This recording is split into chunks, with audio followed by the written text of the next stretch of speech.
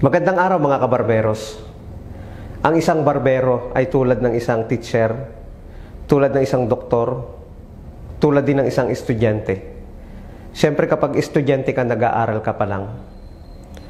Bumubuklat ka ng mga libro, nag-e-exam ka, at natututo ka. Kapag naging teacher ka, kahit ikaw ay nagtuturo na, patuloy ka pa rin mag-aaral. Magsiseminar ka para madagdagan yung mga bago mong kaalaman sa pagtuturo sa eskwelahan.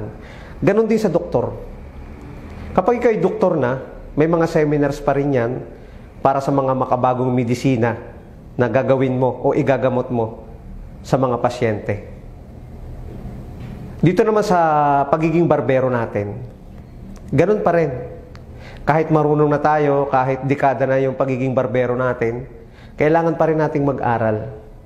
Kailangan nating patuloy na magsaliksik, mag-research, manood ng mga sa social media, sa YouTube, sa Facebook. Kailangan nating umattend ng mga seminar, makinig, para madagdagan din yung kaalaman natin. Sabi nga, never stop learning. Napakahalaga niyan. Kasi doon sa mga matututunan natin na bago, ay pwede nating i-apply sa ating mga customer, sa ating mga client, at pwede nating i-suggest sa kanila yung mga bagong matututunan natin. Sa bago nating matututunan, andyan yung progreso sa sarili natin. Diyan tayo aangat bilang isang barbero kapag marami tayong kaalaman. Sa iba namang mga barbero, respeto din sa mga naunang barbero na may mga kaisipan sila na sarado na ayaw na nilang matuto ng mga bagong kaalaman dahil ang katuwiran nila ay kumikita na sila, marami naman silang customer, sapat na sa kanila yon.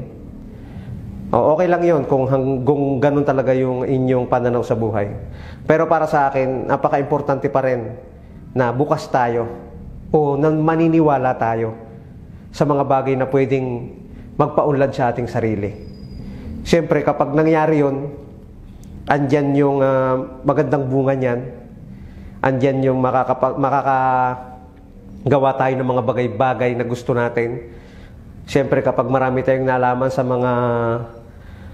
barbering, marami tayong natuklasan o nadagdagan yung ating kaalaman, diyan papasok yung matutuwa tayo, magkakameron tayo ng passion sa sarili, magiging art natin yung barbering, hindi tayo matatakot na mamuhunan, pagandahin yung shop, at diyan papasok yung pwede tayong magtaas ng singil sa serbisyo nating ibinibigay dahil marami tayong mga kaalaman na natutunan.